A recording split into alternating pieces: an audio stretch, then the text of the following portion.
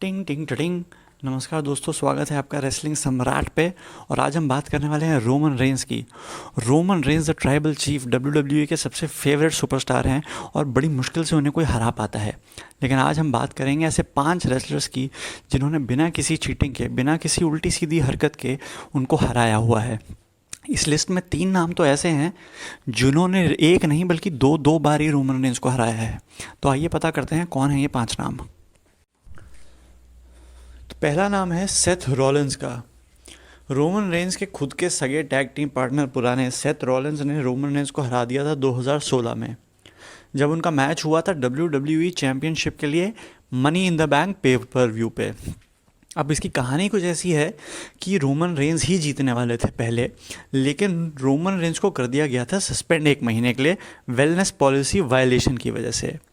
और इस कारण क्या किया, WWE ने सोचा कि जब रोमन रेंस जाने ही वाला है, सस्पेंड होने ही वाला है, तो क्यों ना सेथ रॉलिंस को हमें क्लीन विक्ट्री दे दे, थोड़ा सा उसका भाव भी बढ़ जाएगा मार्केट में। और ऐसा ही हुआ। सेथ रॉलिंस ने रोमन रेंस को हराया, WWE चैंपियन बने, लेकिन कितनी देर के लिए? मुश्किल से 2 मिनट के लिए, क्योंकि उसके तुरंत बाद उनके एक और tag team partner dean Ambrose ने अपना MITB brief case cash in किया और बन गए नए WWE चैंपियन।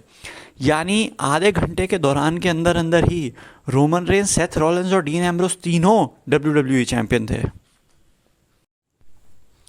अगला नाम लिस्ट में है monster among main Braun Strowman का।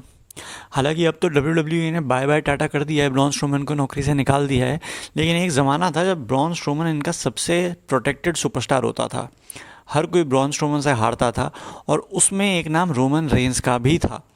हालांकि रोमन रेंस कहा जा सकता है पिछले 5 साल में सबसे ज़्यादा फेवर्ड रेसलर रहे हैं, लेकिन ब्रॉन स्ट्रोमन ने उनको 2 बारी क्लीन हराया हुआ है। और एक बारी तो एम्बुलेंस मैच में भी, जब रोमन रेंस देना चाहते थे ब्रॉन स्ट्रोमन को स्पेयर और खुद जाके एम्बुलेंस में अड़ गए। अगला नाम है रोमन रेंस की लाइफ की सबसे बड़े कांटे का, ब्रॉक लेसनर। ये दोनों भाई इस इतिहास की बिगिनिंग से लड़ते चले आ रहे हैं। इनके इतने मैचेस हो गए हैं अब तो कि गिनना मुश्किल हो गया है, और एक और होने वाला है अभी तो। और ब्रॉक लेसनर उन गिने चुने लोगों में से हैं जिन्होंने रोमन रेंस को 2 बारी हराया हुआ है क्लीन। एक तो हराया था रेसलमेनिया 34 पे, जब इनका मैच हुआ था WWE चैंपियनशिप के लिए। हालांकि सबको लगा था कि रोमन रेंस जीतेंगे, लेकिन लास्ट मिनट डिसीजन चेंज किया WWE ने और ब्रॉक लेसनर को ही वो मैच जिता दिया, क्योंकि ऑडियंस बिल्कुल नाखुश थी रोमन रेंस से उस टाइम पे। दूसरी बारी जब ब्रॉक लेसनर ने रोमन रेंस को हराया, वो था सऊदी अरेबिया के उनके मैच में। ये नाम आपको बड़ा सरप्राइजिंग लगेगा, पर the all mighty Bobby Lashley, इन्होंने भी रोमन रेंस को क्लीनली हराया हुआ है। हालांकि पिछले हफ्ते रॉ पे क्या हुआ, ट्राइबल चीफ ने बॉबी लैशली को स्पेयर किया और हरा दिया ट्रिपल थ्रेट मैच में।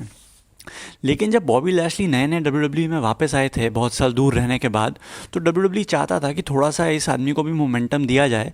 तो उनका मैच हुआ था रोमन रेंस के साथ, जो कि बॉबी लैशली क्लीन जीत गए थे बिना किसी चीटिंग के। हालांकि अगले ही हफ्ते रोमन रेंस ने बॉबी लैशली को हरा दिया था, तो 1-1 हो गया था उनका। लेकिन ये बहुत ही महत्वपूर्ण विन थी बॉबी लैशली के लिए, क्योंकि उसके बाद लोगों ने उन्हें ज़्यादा सीरियसली लेना स्टार्ट कर दिया था। अगला नाम इस लिस्ट पे है the demon king Finn Balor का।